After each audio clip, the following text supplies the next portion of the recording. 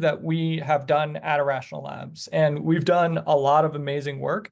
And as I said, this is one of my favorites for a variety of reasons, but I'm excited to talk to you all about those reasons here today.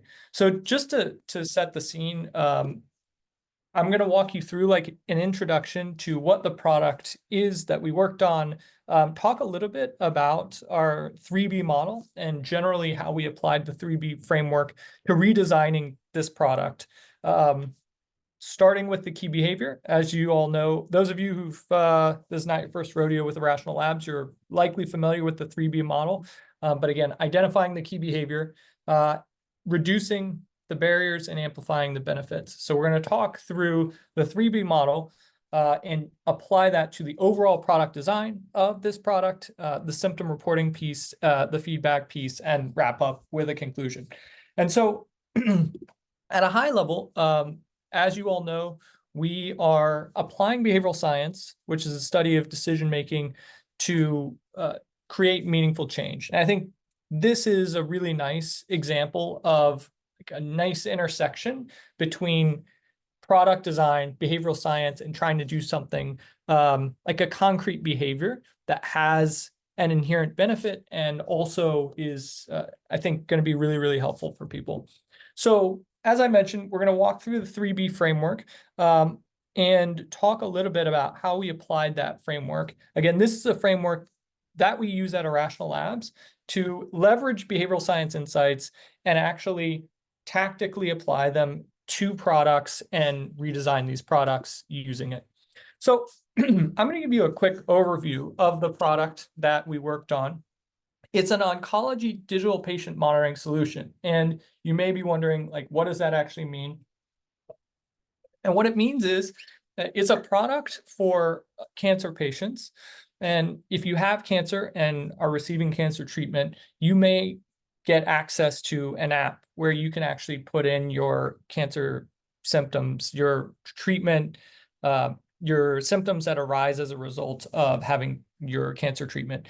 And the idea here is that when you put in those symptoms, you will get better care from your doctors, and you will get feedback that will help you manage the symptoms, right? And the doctors will get data from you about how their treatments are going and be able to adjust the treatments and also potentially prescribe either medications or recommendations for how to deal with any symptoms.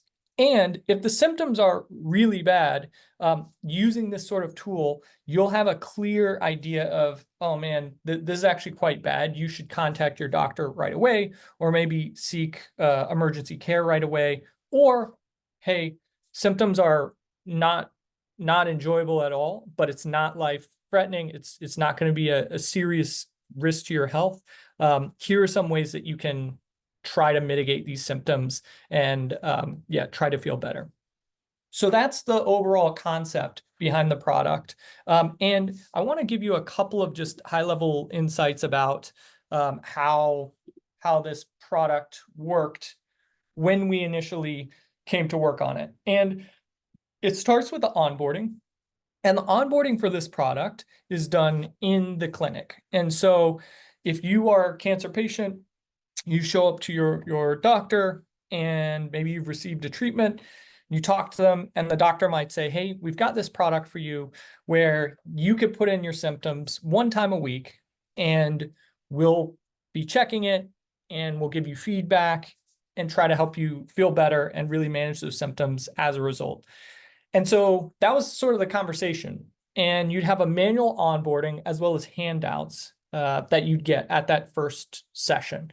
And then you'd basically be put into this app, and the idea would be to put in your symptoms weekly and fill out an in-depth questionnaire one time a week. So the idea is, look, only one time a week, you're going to have to put in all of your symptoms and answer 5 or more questions about every symptom that you've had. And then the feedback that you'd get there would be, as we'll go through, fairly lengthy and not really timed with when the symptoms happen.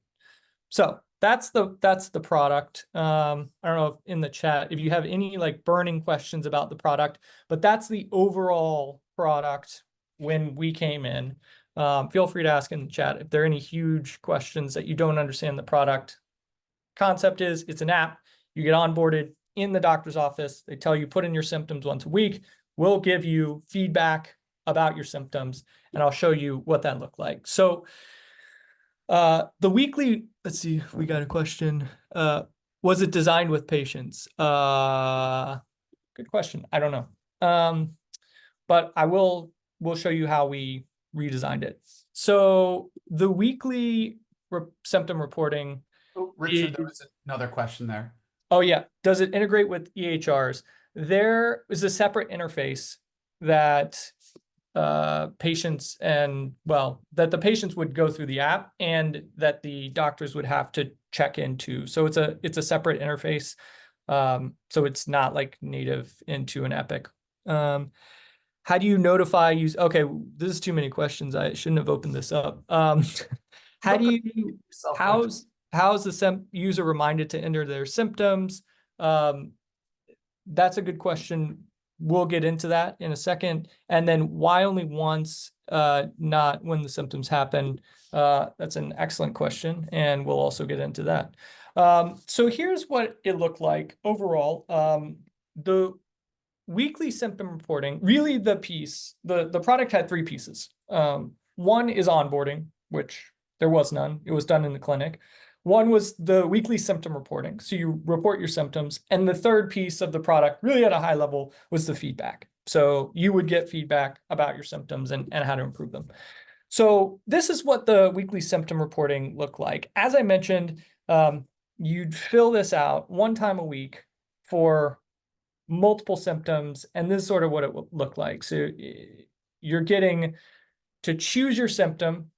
There's a lot going on here, but then once you do, you're answering at least 5 questions about every symptom. But the idea is, it's once a week. So maybe it's not that hard because we're only asking people to do it one time a week. And then you're getting feedback on these symptoms. And the feedback looks a little bit like this. And if you've ever, you could just read this. And I think the first thing, if you've been following along with the behavioral science, there's a lot going on here. What we call cognitive overload. You're getting a lot of information here on this one symptom feedback. So again, you onboard, put in your symptoms, you're getting feedback. So our goal in the partnership was to increase the adherence. So get people to put in their symptoms more often, more symptoms, get higher quality information so they can get better patient care and potentially get better tips to manage their symptoms. And those are the main goals. Get more symptoms, better patient care, manage the symptoms better. Okay, so the behavior that we were looking to drive, the first B of the 3B model, we worked to really define this behavior. And as you may know, the key behavior is an important action for a patient to take that's changeable, measurable, and uncomfortably specific. So we worked on this key behavior, and what we came up with was a patient with a specific cancer diagnosis receiving a specific treatment would report either no symptoms, mild, moderate, or severe symptoms at least one time a week on this oncology digital patient monitoring tool. So there are a couple of things to flag here. So even if you have no symptoms, we really want you to report them. Why? Because this is valuable data about how the treatment is progressing and presumably, in a way that wouldn't require additional physician intervention at the moment. Mild, moderate, or severe, obviously mild or moderate, you're going to get some tips and hopefully mitigate some of those symptoms. And then severe, you're really getting a rule of thumb that says, hey, okay, this is the time to contact your medical provider or go right into the hospital. And at least once a week was important because to keep the quality of the data, at least once a week was really the goal. And so that's what we were looking at doing. So first we look at the overall product design. And when we look at it through the 3B lens, we first identify what are the barriers. And if you've heard me talk before about product design, I think there are two psychologies that are really essential in any product. The first is trust, which I'm not going to talk about here today, but the second is mental models. And the mental model is, again, your cognitive framework for how something works. It can be a product, it can be, a concept, it can be really anything. But the mental model is really set at the beginning of interacting with a product. And so when you're first introduced to a product, that's when you start to form these constructs for how a product operates, how you interact with it, when you interact with it, how much, what it does for you, what the benefits are of interacting with it, all of those things, right? And so one of the elements here, and if you've heard us talk about mental models, a case study or a best-in-class example that you'll hear us often refer to as Duolingo, right? And as you likely know, Duolingo is a language learning app where you try to learn a language, but what makes it so good here in terms of mental models is what it does on the onboarding to make it really clear how to use Duolingo, right? This screen does so much because it indicates what you're supposed to do, which is use Duolingo once a day, every day, not right, cram and then use Duolingo all at once on the weekends, right? You're using it every day, a little bit a day. And we know that 10 minutes is sort of regular, and you shouldn't be using it more than 20 minutes a day. So you've got a clear mental model, daily, couple of minutes a day, right? Really, really clear. When we look at the mental model of the oncology digital patient monitoring tool, as I mentioned, there was no formal onboarding. So any onboarding was done ad hoc by the physician. And you sort of get into this product and say, all right, I got some tasks, I got some messages. Maybe they told me to, log my symptoms once a week, maybe not. How often do I need to do these tasks? These messages, are they going to come up all the time? What happens when I complete this, right?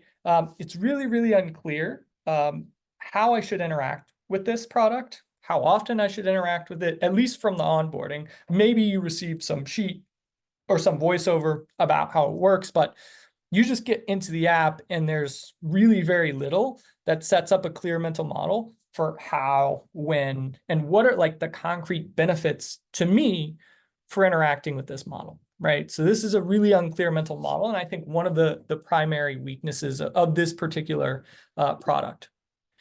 One of the assumptions that this product had was basically the idea that we'll get someone to take an action at the same time every week, and that's a good thing. The second assumption that they made was it's going to be easier to do everything all at once than ask people to do stuff across the week. And so you say, look, I'm going to ask people to do stuff once, fill out questions about all these symptoms one time, and that'll be easier than asking them to do it across the week. And I'm going to ask them to do it at the same time. And I think that's a really good idea. And in behavioral science, we know that asking someone to do something like at the same time can help create a habit. We know that building in flexibility to allow them to, do it within the course of the day, it can be even better and give them a little bit of a better chance of executing something daily if they don't have to do it exactly at the same time. But both of these things are assumptions that as we started to do behavioral diagnosis, we really started to question and really started to wonder, are these assumptions correct? And some of the barriers that our behavioral diagnosis revealed were forgetfulness, friction, and untimely feedback. And so forgetfulness is the first one, and maybe the most important that I'm going to talk about really quickly. So people forget things, right? You can have prospective memory failure where maybe you intend to do something, or you're going to do something in the future and you don't do it. Maybe you just forget something, right? You could forget a date or even what day of the week it is, right? But once a week reporting is something that asks you to recall how you felt earlier in the week. And as we did this behavioral diagnosis, one of the things that became really clear was how hard it is for cancer patients specifically, even more than someone without cancer, to remember what's happened earlier in the week. And some of the things that contribute to that are your decreased bandwidth, right? You've got to manage now a lot of logistical hurdles, probably just scheduling, taking medication. You've got to deal with managing your family and friends. Maybe you have financial stresses as a result of this. And then the impact potentially of the actual treatment on your brain can actually impact forgetfulness. So there's a lot of things contributing to forgetfulness. So it can be really, really hard to remember what happened earlier in the week. The second element is friction. And so again, these are lengthy questionnaires, and asking someone to do them all at once sort of piles up this friction in a way that's quite a lot, and we hypothesize could lead to drop off. And then the timeliness of the feedback. And this gets to really what is the core benefit of this app to someone in the moment, right? Behavioral science, we know that people are present biased, and we really want to amplify the benefits into the moment. And when you're asking them to fill out once a week, and maybe on a Thursday or Friday afternoon, and they had the symptom Monday or Tuesday morning, they're not really getting a tip that's going to be relevant for them in that moment, right? And so the feedback is not very timely. So let's see. As we did behaviorally informed qualitative research, some of these insights really, really started to jump out at us. And I think the most powerful quote for me, illustrating the forgetting element, is a patient said, "A week from now, if you ask me how I'm feeling, I won't remember." And I think this is just a really straightforward assertion of what we sort of hypothesized already, is that it's hard for people to remember their symptoms. And if you delay asking for symptoms, it's going to reduce the likelihood that they remember the symptoms or are able to report them with high fidelity. So with those barriers in mind, we're looking at how can we redesign this product, right, to amplify the benefits, right? The third B of our 3B model. The second mental model that we wanted to build from the outset, I think this is a really important one, was that we wanted to build a dual mental model of the product, not as something that you use once a week at a specific time, but rather as something that you'd use two ways. One, whenever you didn't feel well, you would get tips to manage your symptoms. And by the way, at the end of the week, you get follow-up questions to help your team assess your progress. And that we called a weekly review. So this dual mental model we felt was the most compelling way to create a clear, again, understanding of how to engage with this product. And we thought this heuristic of whenever you don't feel well is pretty straightforward. It also allows, jumping ahead, allows for real-time feedback, which is really powerful. And it allows us really to simplify the ask in the moment, right? So we talked about the friction. So there are a lot of downstream benefits to building this mental model. And then the weekly review allows us to build in a natural reminder for people that maybe haven't put in any symptoms, or maybe they had no symptoms throughout the week, as well as ask follow-up questions, leveraging and personalizing based on some of the symptoms that someone may have experienced earlier in the week. And so we redesigned this sort of lack of onboarding, unclear mental model. How does this product work? What are these alerts? What are these messages? Into a really straightforward, simple mental model of two ways to use it when you don't feel well and at the end of the week for a weekly review. So we built this throughout the app, and you can see on the right, these are screens that Irrational Labs designed, so you can see the actual product design as we're building the psychologies into the actual app. And we wanted to build this mental model in throughout, so into the app screen, and allow people to demonstrate progress. Hey, have you submitted any symptoms this week? Have you completed your weekly review? And really make it clear, again, that this is a symptom diary.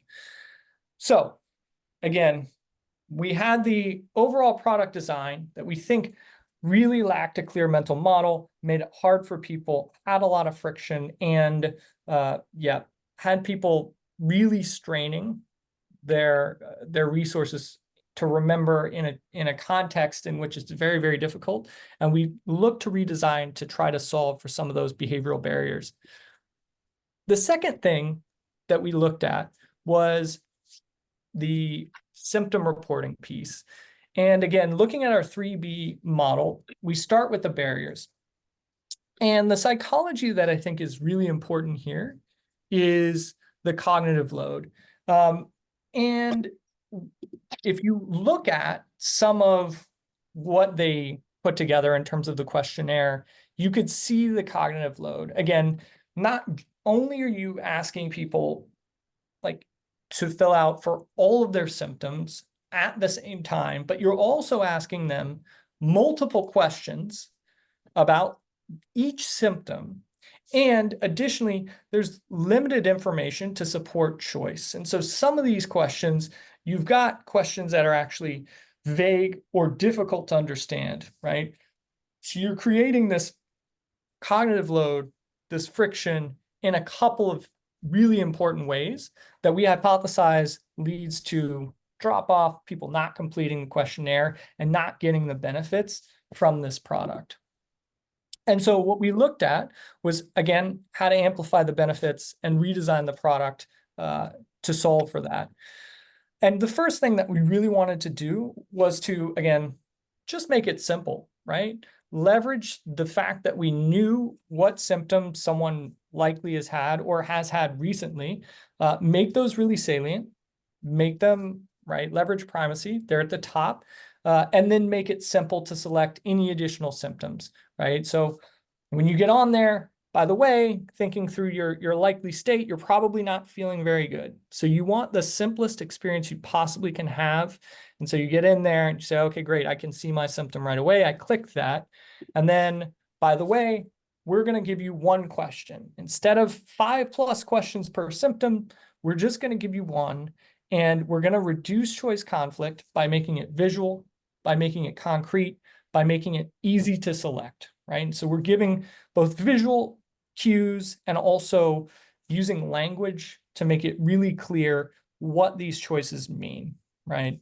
We also didn't want to include too much detail because we know, like, not only is this a very likely a tough moment for someone, but in general, simplification is like a really strong product strategy. And then when you get to the weekly review, again, at the end of the week, leveraging the fact that we already have information in many cases from earlier in the week, how can we increase confidence and trust by personalizing and saying, hey, look, you reported these symptoms earlier in the week. How can you tell us a little bit more about them? Or maybe you've had other symptoms in other weeks. Did you have these symptoms and maybe you forgot to report them, right? So that's sort of the difference between the dual mental model of reporting in the moment when you don't feel well, and then the end of week reporting. And then feedback. So with the feedback piece, we looked at, again, what are the key barriers that are keeping people from really using this feedback and having it really try to be used in a way that's going to improve the patient experience and minimize the intensity of the symptoms. And the psychology that I like to highlight here is ambiguity aversion. And when it's uncertain what an outcome is going to be, that's often harder than having a concrete negative outcome. And so one of my colleagues was trying to make a flight in the past week or two. I hope you all were not in the same boat, but she said, look, I was in the airport and I didn't know when I was going to leave. And I could have left the same day. I could have left the next day, morning, noon, or night, or the following day. And it's worse to have that ambiguity of, I just don't know. I can't plan. It could be, I'm imagining the worst possible outcome than actually just having a negative outcome be known, right?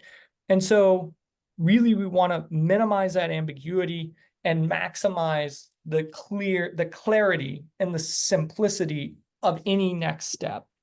And so when you look at the feedback in the app, when we started to work with the app, it lacks actionability.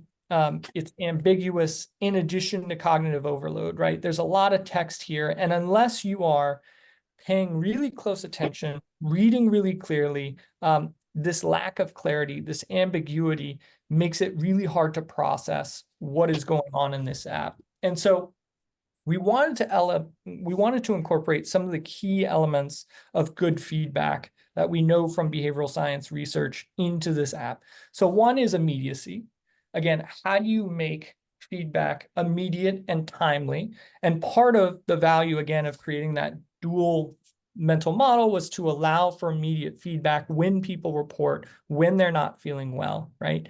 Then specific, right? You want to tailor feedback to someone's precise condition, to their actual situation, and you want to make it actionable. How can you make it clear, concise, and something that someone can action immediately, obviously, right? But above all, the feedback needs to actually be valuable. There needs to be a true benefit. And so if you're not giving someone information that's actually going to help them in any way, the value of the feedback is none. There's no actual value there. So those are some of the elements that we tried to build in as we redesigned the feedback. So we thought about those barriers and we redesigned for some of these benefits. So if we're looking at the existing feedback here, speaking of feedback, I'm getting some feedback. So if we look at the existing feedback here, we're trying to reframe from, hey, try to keep doing your daily activities, exercise for 30 minutes today. Really direct, really concrete, really simple, right? Similarly, delegate tasks, right? We want to leverage brevity, simplicity, and concreteness. These are the things that we really want to build into the feedback to make sure that not only are we telling things to people that will help them mitigate their symptoms and improve their well-being, but also in a way that they can actually use in the moment in which they're having a difficult time. So we redesigned the app, again, to provide that feedback in a number of ways that I think are really powerful. So the first thing that you'll see in the app over to the right is we simplified the feedback dramatically. And so you can see we're keeping this to really 1-2 lines max.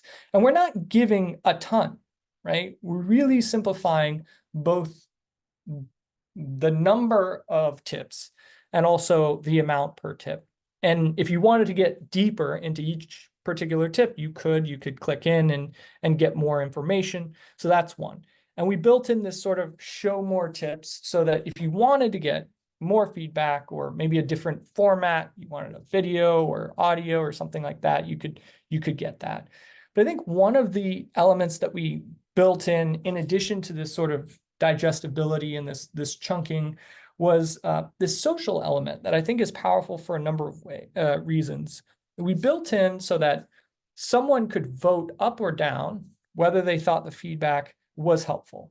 And this elevates both the feedback that's most impactful for people who have the specific condition and also, right, makes it more likely that someone would take that feedback because they know that someone who's a close other has voted that feedback up. And so it's a really powerful sort of double-edged sword that's going to be for good because you're, again, elevating the most helpful feedback and making it more likely that people will take that most helpful feedback. And then for the ad hoc reporting, in the case in which you are having severe symptoms, right? You're having a problem, make it really straightforward and simple without sort of worrying people, but illustrating that, hey, your next step is to contact your physician. Just get in touch with them. You need to seek care right away. This is a really critical element of this app because it eliminates ambiguity between what you should sort of try to manage on your own and how you can do that and what you should seek immediate care for. And I think it provides a lot of peace of mind as well for people as they're like, all right, well, I already have so much going on. There's so many changes with my body. I don't even know what I should be expecting. And this makes it really clear when it is a really adverse symptom, you can seek treatment right away. And then for the weekly review, again, focusing on feedback that may not be time sensitive. So this is where you could set higher level feedback, goal setting, activity setting, delegating tasks, things that are not going to be like symptom specific, things that can help improve the overall quality of life again, as well as I mentioned, varying the medium and the way in which people receive this feedback. So in conclusion, what we came to this product with was, again, 3 pieces, broadly speaking: an onboarding, which was done in the clinic by the provider, a manual onboarding that had handouts, didn't really have anything within the product, and then a weekly symptom reporting, which asked people to complete all of their symptom questionnaires at the same time, 5 or more questions 1 time a week, and feedback that, again, was lengthy and not timely, and really is tough to say, hey, I'm going to tie this feedback directly back to when the moment in which I'm not feeling well. And then we recommended and redesigned the app, the onboarding, to embed the onboarding into the app, right, to build this dual mental model. Symptom reporting, we looked at how we can get patients to fill this out both when they feel sick and then with the weekly report. We streamlined the questionnaires. We focused on the feedback, really creating a true benefit there and elevating the most helpful, elements of feedback, making it timely, making it actionable, making it concrete, right? And then if you take a step back and look at what we actually did, we redesigned basically the whole app. And so this is a zoomed out view of the onboarding, which I think was really powerful, the way that we redesigned it, including setting up moments for the weekly review. And then for the ad hoc reporting and feedback, really focused on simplification and how can we make these questions as easy to answer as possible. And then we redesigned as well the weekly reporting and feedback so that each week you could provide additional information and get feedback that was not necessarily time sensitive, but could improve your life nonetheless. So with that, I'll take a few questions. I see there are some in the chat. Let's see what Actually, we've got. Richard, what I'm gonna do real quick is I'm gonna do a commercial interruption, so that Yeah, gives you some time to process the questions. perfect. So, I'm gonna take over the screen share for a second. Um, yeah, so as I said in the chat, I'm just gonna first of all say thank you so much, Richard, for the body of your presentation. If people could please give an emoji to Richard, show some love in the chat. If you learned something, let him know. He likes to think of himself as a very, very skinny Buddha, and he likes to bring enlightenment your way. No, I'm kidding. But that was excellent. And again, we're going to take 10, 15 minutes of questions after this little piece. Just so that you know, the next event is coming up. I love this graphic. We have a webinar on August 23rd, how to increase trust in your AI tool. Our guest speaker is not the hacker group Anonymous, though it looks like it might be. It's just TBD, but we're going to be sharing results from an experiment with 350 financial planners. I've seen some of this data. It is, as they say. Furthermore, I mean, are you enjoying yourself? Would you like to work with Richard and our team? I bet you might. If you do, feel free to reach out to Amy at Irrational Labs. She connects you with our team and talks about possible engagements. Do you like what Richard did here? Have you not listened to Kristen's Substacks yet? Oh my gosh, I'm surprised Netflix hasn't picked them up yet. They're so fun. But make sure you check out Kristen's Substack. It's like 5 minutes of product teardown every week. People love them. The kiddies are crazy about them. She's going to be more popular than Taylor Swift one day. I just don't know when. Lastly, most of you are on our newsletter, but some of you come to these things fresh. So if you're not on our newsletter, that is in the chat. Please stay in the loop and be a part of our newsletter. Furthermore, if you take our boot camps, you'll get exclusive access to our community and events like the live product consulting and teardowns with Kristen that happen once a month. We have one of those slated for August 8th. Again, that is a benefit for the second B for those of you that are part of our community and take our online courses. And yes, The webinar, How to Increase Trust in Your AI Tool, is coming soon to a not-so-theater near you. So with that, we return to our regularly scheduled programming. Richard, do you feel like you're ready to take some questions now?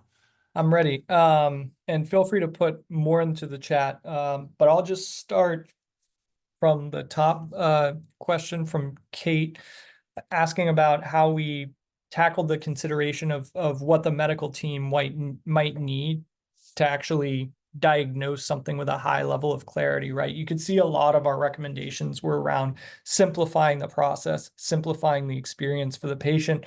And it's a very legitimate question. What about the quality of the care, right? You have a simpler response. Is it going to give you less information with which to make a diagnosis? And I think several points to that.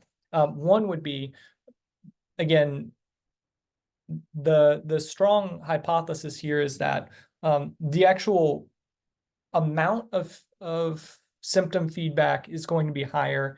And then, so you're going to be capturing more symptoms this way.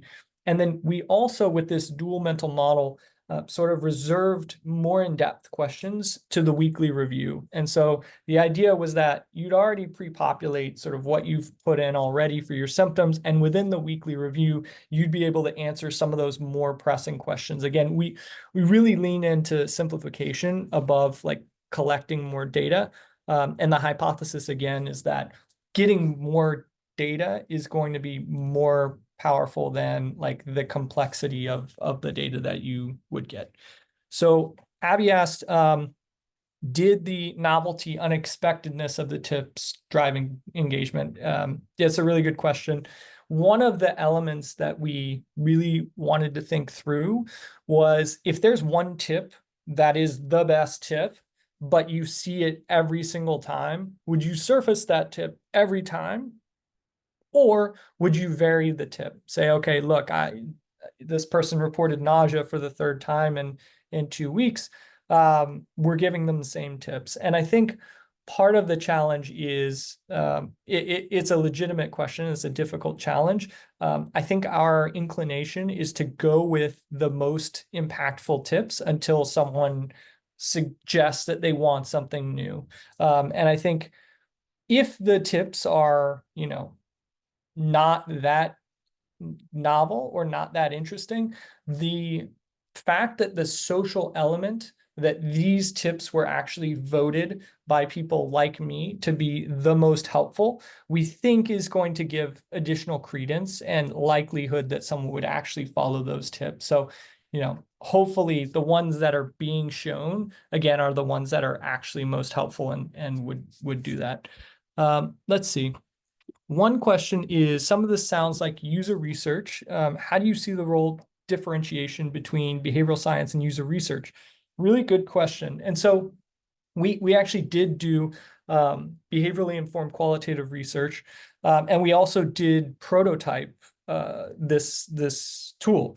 And so we did user research as a part of our process. I would say the behavioral process can and often does involve user research, but I think with an eye to specific hypotheses that you're looking to test. For example, when we did the qualitative research, we had specific hypotheses already designed that we really wanted to try to get at around forgetting, right? Around friction, around other elements. And so designing questions to ask in a behaviorally informed way, right? Things that people could easily recall, not asking them to make forward-looking predictions, things that are concrete, things that are measurable, not asking them to speculate. So I think, again, looking at how we can test specific hypotheses, and then on the back end, once we'd actually built the prototypes, getting them in front of people, similar sort of people who are experiencing cancer in the moment,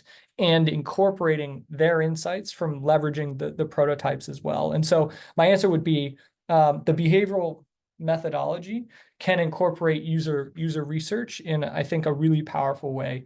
Yeah. Next question was, did the information coming out of the app help the medical clinical staff stay informed? Was there a way to escalate the care provided to the client? Yeah, great question. So I didn't go into the back end. So on the back end of the app, you actually have, and we looked at the back end as well, but we didn't redesign it in the same way. You had an interface basically for the physician who was looking at the overall picture of their patients, and they could get flagged, right, severe symptoms or other symptoms. And so within the app, there was basically a mechanism that was, filling this out for each physician's patients. You could see what symptoms were going in, and you could see elevated the most severe symptoms. Again, I didn't get into that piece, but it's definitely a part of how the app worked. So there's a question about providers with yeah, it took one thing off their minds. Yeah, I think one of the elements here that's really powerful, not only for the patients, one of the, yeah, for me, this sort of product is really valuable for patients, as I mentioned, because it provides them peace of mind if they're having a symptom in the moment, right? It gives them a way to know that they are providing additional information to get the best possible care, and it's getting them real-time feedback for symptoms that they might be having in the moment.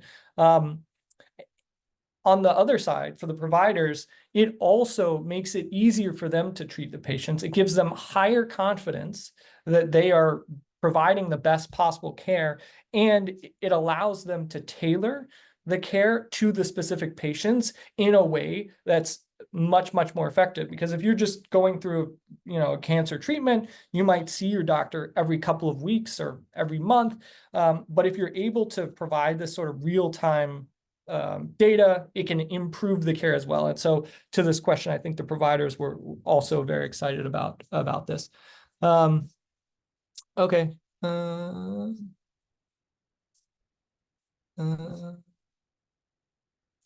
Are there certain barriers that tend to be more overrepresented in health condition affected populations? Yeah, good question. So I think the insight here doing this work is that it depends on the health condition. And so, right, we know in general, I think when you're having a health condition, your bandwidth is lowered. And so you can assume, and we've seen this in examples of people under financial scarcity, I think generally that some of the behavioral biases that work on us might be even more prominent or working in a more intense way. I haven't seen research specifically that, that would suggest that's definitely happening, but I think is a reasonable hypothesis.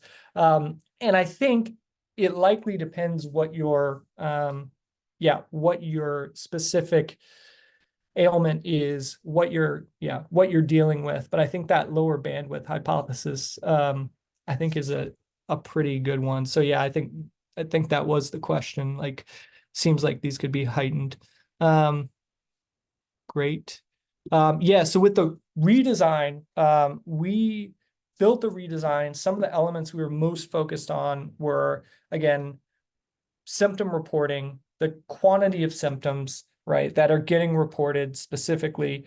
That was the main element that we're looking at when we're looking at metrics. And the rationale for that is that when you're reporting these symptoms, presumably you're also getting value from the app, right? So you wouldn't be reporting this if you didn't think that, what you were doing was helpful, right? So I think the main focus was, look, we want to increase symptom reporting both in the moment when you're feeling ill and in the weekly reviews. Richard, I can help you here. Take a breath. Carly asks a great question, and then I think the two here are good. She said, it seems like there's a line you need to walk in terms of wanting more data versus avoiding cognitive overload. Any guidance on that one? Yeah. I think our intuition, I would just say, like, increasing research is coming out about this. Todd Rogers, I think, gave a talk with us pretty recently, and I think he's doing a lot of research around this. But high level takeaway is that you would be surprised how much we should be simplifying things. I think we assume that people are going to read and people are going to process and people are going to go through whatever experience that we give them. But increasingly, the research suggests you should oversimplify. You should make it more basically easier than you think you should for someone to execute any behavior that you're trying to get them to. And Richard, I thought this was an interesting question as well. What triggered the medical team to ask for help? I mean, how did they find Richard and Irrational Labs? Yeah, it's a really good question. I think there was a sense that this app, it's funny because oftentimes we work with companies. I think we should be working with companies that are starting basically from scratch to have the biggest possible impact. But you don't really realize that you have a problem until you have a product that is not working in the way that you thought it would. And so I think this particular product was rolled out in some medical trials, and people were compensated to fill these things out.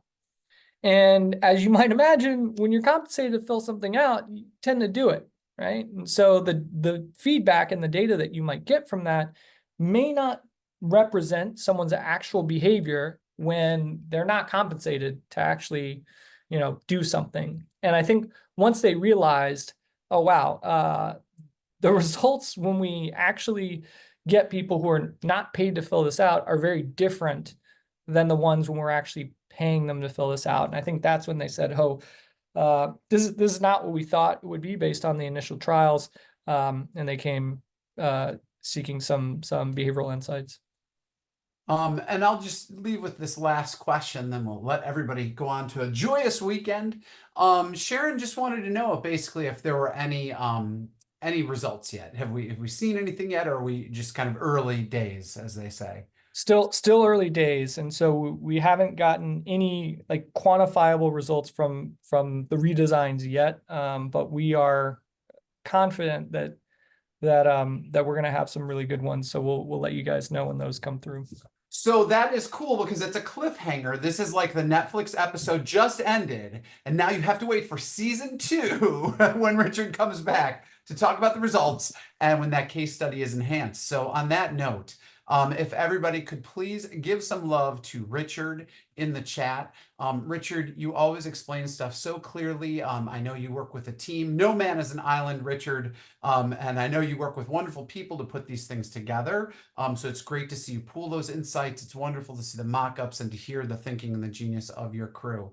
Again, we hope that you get a chance to reach out to us if you want to work together. The case study is also there in the chat that captures this stuff. It's a joy to see everybody here on a Friday, and we hope to see you next month, ladies and gentlemen. So keep in touch, be our friends, and thank you, Richard. You're the best.